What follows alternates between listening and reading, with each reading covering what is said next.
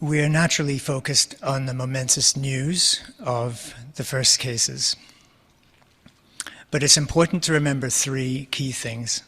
We were expecting this. These two cases do not change the risk of acquiring COVID in Yukon.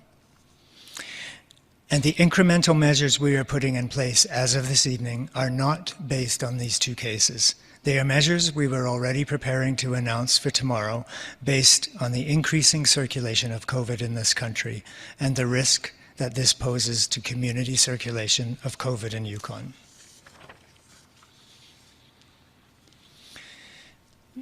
These cases are a couple from Whitehorse who traveled in the United States. They attended a convention, were notified of a case of COVID at the convention. According to advice they received, they carefully self-isolated at home.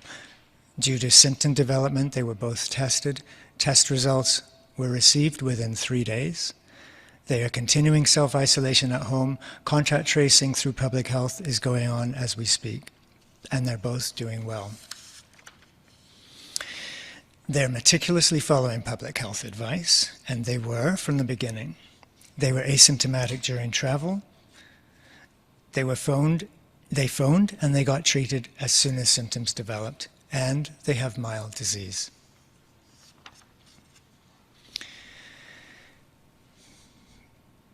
This is exactly what we were predicting as a likely first case in Yukon, and due to the containment and isolation, these cases do not change the risk to us, the public in Yukon.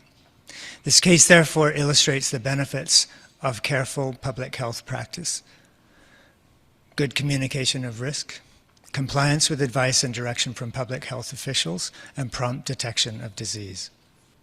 Now, some of the measures. The first is about non-essential travel outside of the territory and also travel within Yukon. I am now strongly advising the suspension of all non-essential travel into and out of Yukon. In addition, I'm asking Yukoners planning to return home in the next 30 days to return as soon as possible.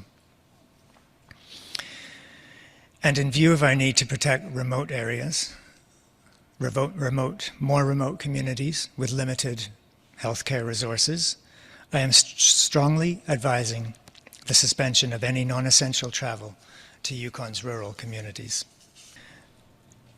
Self-isolation for travelers, all Yukoners, not just international, but all Yukoners returning home and all visitors to the territory from outside Yukon are now required to self-isolate for 14 days.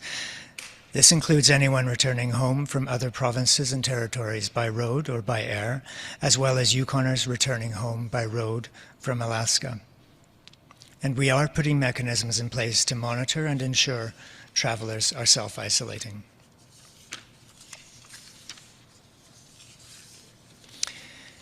If you cannot self-isolate at home, there is an email, as included on the release, for information and advice.